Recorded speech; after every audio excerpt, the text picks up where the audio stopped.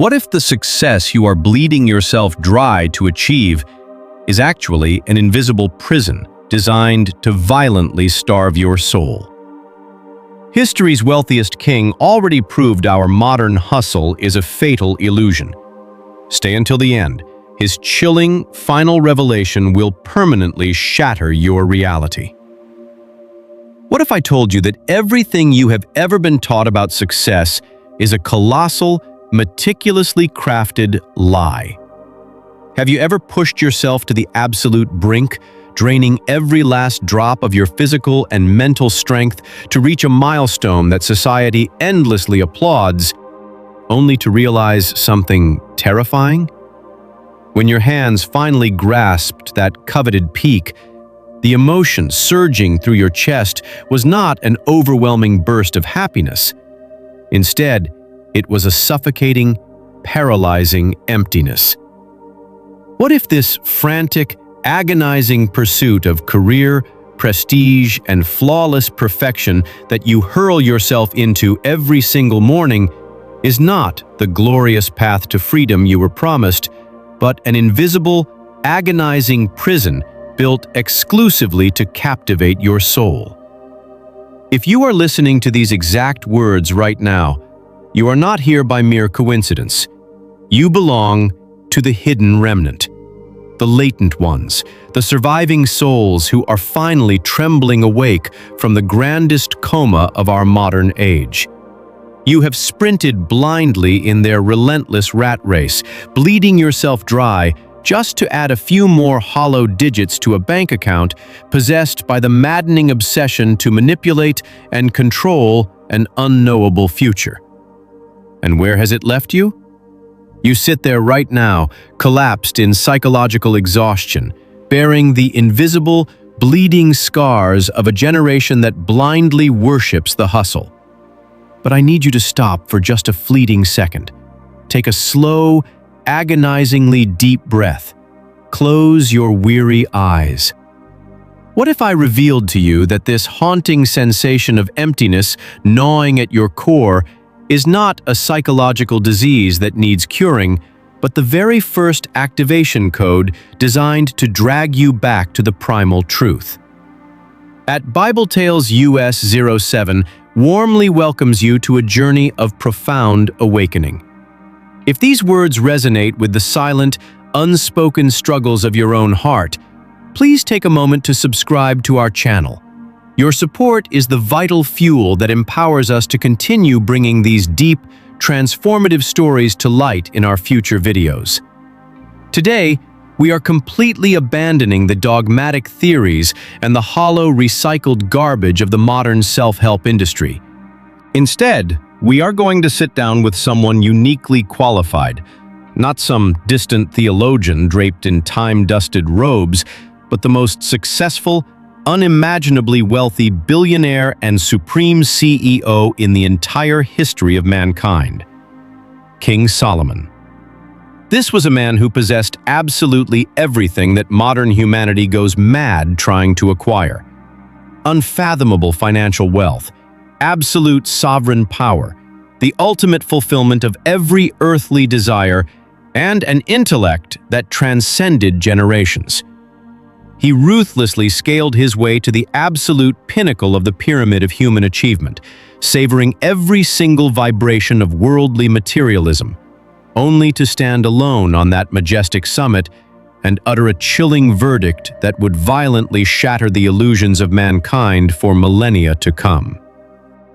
Vanity of vanities. All is vanity.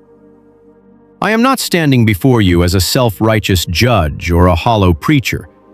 I am here as a scarred companion, someone who has tasted the bitter, crushing exhaustion of the institutional matrix and is now desperately fighting his way back to internal peace. And I invite you to remember who you truly are before this world told you who you needed to be. To truly comprehend the gravity of Solomon's devastating conclusion, we must first walk through the golden halls of the ultimate human experiment he meticulously orchestrated. He did not merely dabble in wealth or occasionally indulge in luxury. He entirely submerged his existence in it to see if it could mathematically sustain the human soul. I want you to vividly picture the sheer, staggering scale of his madness. He constructed sprawling architectural marvels that defied the limits of ancient engineering, planted lush, boundless vineyards, and designed grand gardens filled with every conceivable fruit. He amassed silver and gold until they were as tragically common as the dust blowing through the streets of Jerusalem. He surrounded himself with the most mesmerizing choirs, the finest exotic foods, and the intoxicating embrace of countless lovers. He deliberately denied his eyes absolutely nothing they desired, and refused his human heart no joy, establishing himself as the ultimate, unrivaled architect of his own earthly paradise. If there were a specific, hidden formula combining extreme pleasure, infinite wealth, and supreme societal status that could successfully synthesize human fulfillment, Solomon undeniably possessed all the variables. Yet, as I pore over his raw, unfiltered confessions in the ancient pages of Ecclesiastes, I do not see a triumphant conqueror basking in the warm afterglow of his glorious achievements. Instead, I hear the desperate, agonizing whispers of a man who resembles us all too well. A man frantically attempting to fill an infinite, eternal void with finite, rapidly decaying things. I can practically feel his rising, suffocating panic as he stood on the majestic balconies of his palaces, looking out over a kingdom he bled to build, only to realize that the internal chasm within his own chest had only grown wider. He ruthlessly tested the absolute, extreme limits of hedonism, intellectualism, and monumental labor, using his own flesh and blood as the sacrificial canvas, just to spare you and me the unspeakable agony of repeating his devastating mistake. It breaks my heavy heart to see how we blindly ignore his ancient findings today, eagerly throwing our own fragile bodies onto the exact same grinding gears of the worldly machine, convinced that our modern version of success will somehow yield a different emotional result. Solomon possessed a degree of sovereign power and material saturation that makes today's wealthiest billionaires look like impoverished beggars. And still, his spirit remained violently starved, proving once and for all that external accumulation can never serve as a substitute for an internal anchor. Yet, when the deafening echoes of his grandest banquets finally faded, and the last precious drop of vintage wine was poured out into the dirt, Solomon found himself staring completely defenseless into the unforgiving eyes of an inescapable reality. It was the paralyzing, looming shadow of death, the ultimate, undefeatable equalizer of all human striving. He was suddenly struck by a profoundly agonizing revelation. The undisputed, celebrated genius and the bumbling, forgotten fool inherently share the exact same inevitable fate. They both return to the cold, silent dust of the earth.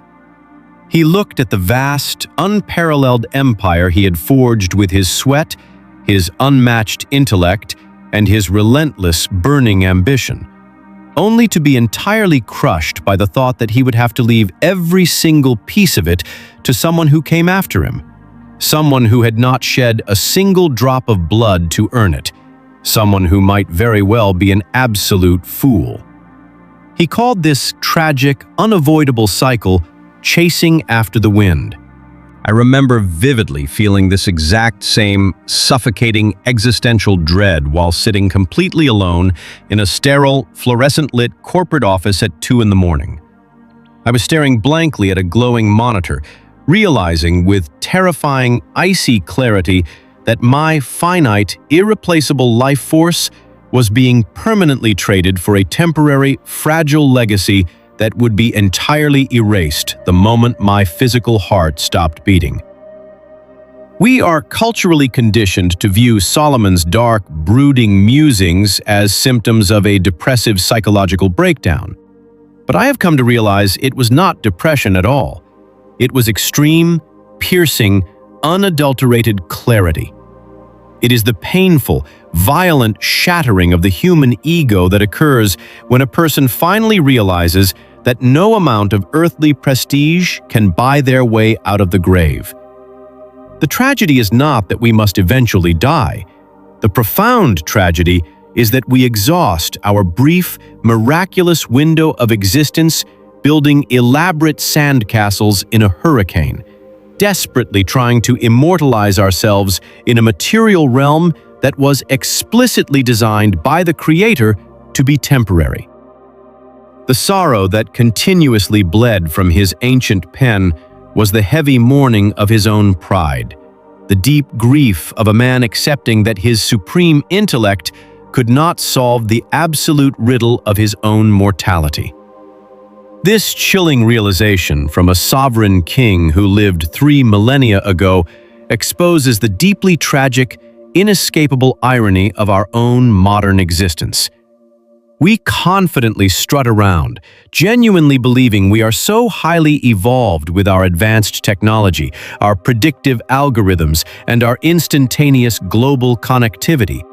Yet we are still blindly running the exact same ancient, corrupted hardware of human delusion. We have simply rebranded Solomon's frantic pursuit of the wind into what we now proudly and dangerously call hustle culture. We desperately try to biohack our sleep cycles, scientifically optimize our daily diets, and ruthlessly manipulate our financial portfolios, operating under the intoxicating, venomous belief that if we can just seize enough control over our surrounding circumstances, we will finally be able to exhale. We obsessively curate our digital identities, carefully filtering out our hidden traumas and artificially staging our public triumphs, entirely convinced that human validation can somehow serve as a protective shield against the quiet, creeping terror of our own cosmic insignificance. But in the 3rd chapter of his memoirs, Solomon delivers a shattering, unapologetic blow to this modern illusion of human supremacy. He violently reminds us that there is a divinely appointed season for absolutely everything under the heavens. A time to be born and a time to die. A time to break down and a time to beautifully build up. There is a sacred, unalterable rhythm to the universe that we cannot forcefully subjugate, no matter how many sleepless hours we work or how much capital we leverage against it. We are not the sovereign authors of time. We are merely its fragile, temporary passengers. I had to learn, through brutal, repeated emotional collapse, that trying to actively micromanage the timeline of my own destiny was precisely the poison that was destroying my mind. Letting go of this desperate, white-knuckled need to control the uncontrollable is perhaps the most terrifying, yet utterly liberating step you will ever take as you begin walking out of the institutional matrix. You cannot outsmart the divine seasons of your own life. When you finally stop fighting the eternal current and humbly accept that your frantic resistance is the root source of your exhaustion, the heavy iron chains of anxiety begin to violently snap, freeing you to actually experience the life you have been given today. When you finally surrender that exhausting, deeply ingrained illusion of control, the suffocating prison of the hustle entirely collapses, leaving you standing naked in the profound, quiet truth of what actually matters. This brings us to the grand, inescapable conclusion of Solomon's lifetime of agonizing, exhaustive research.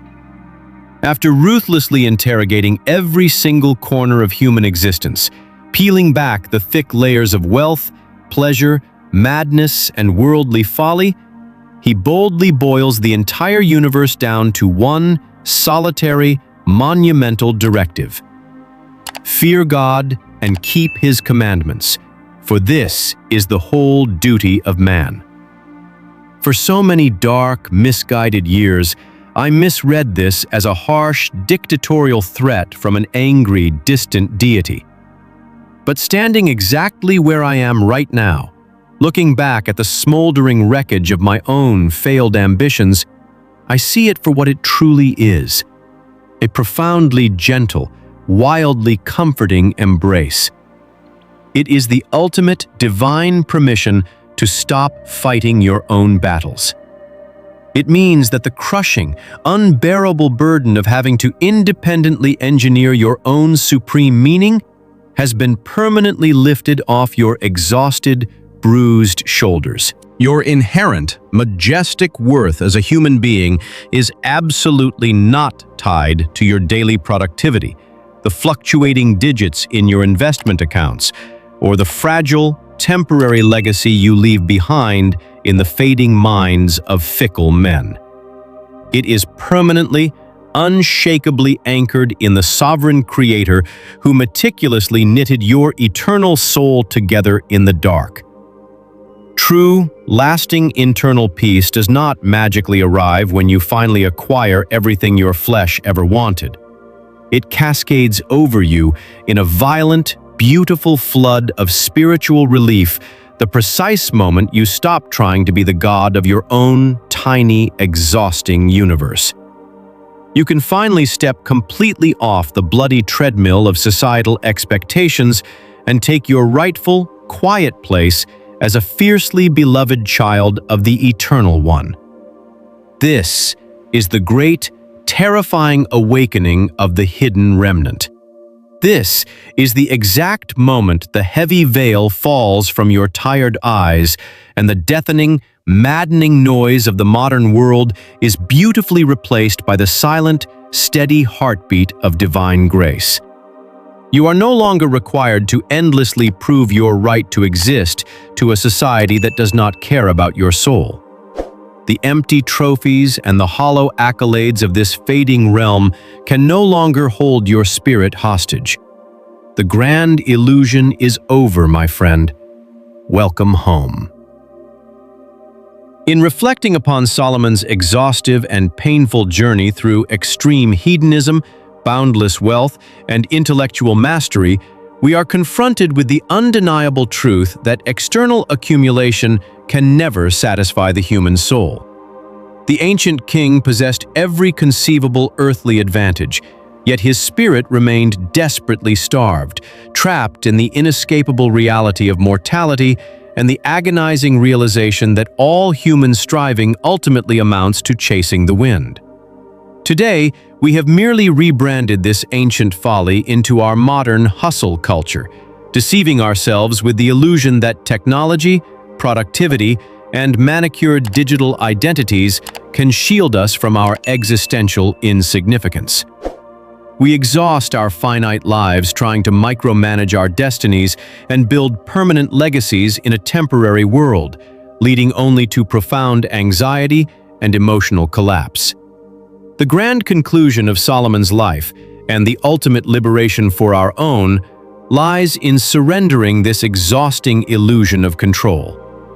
By recognizing that there is a divinely appointed season for everything, we can step off the relentless treadmill of societal expectations. True peace is found not in becoming the masters of our own tiny universes, but in accepting our inherent worth as beloved creations of God. When we anchor our identity in the eternal rather than the ephemeral, the suffocating chains of the modern matrix shatter. We are freed from the burden of proving our right to exist, allowing us to finally experience the profound beauty of living in the present moment, grounded in divine grace.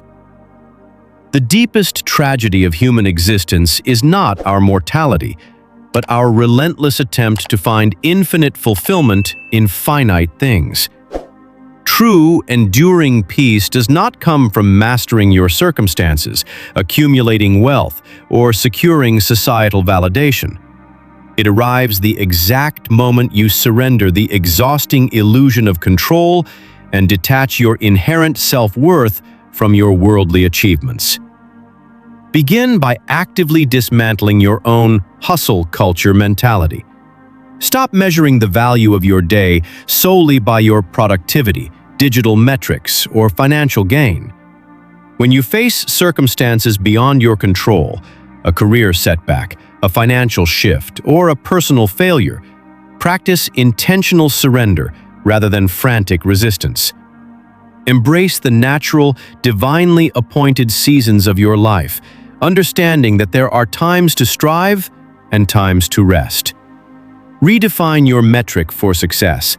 Instead of asking, "What did I achieve today?" ask, "Did I live with peace, and did I anchor my heart in something eternal?" Carve out moments of absolute silence every day to disconnect from the digital matrix and remind yourself that you do not have to earn your right to exist. Which aspect of modern hustle culture do you personally find the most exhausting? And what is one simple thing you do to find peace in your daily life? Please share your thoughts in the comments section below so we can all learn from each other's perspectives. If you found value in this message, please subscribe to the channel. Your support gives us the motivation to keep creating deep, meaningful content like this for you.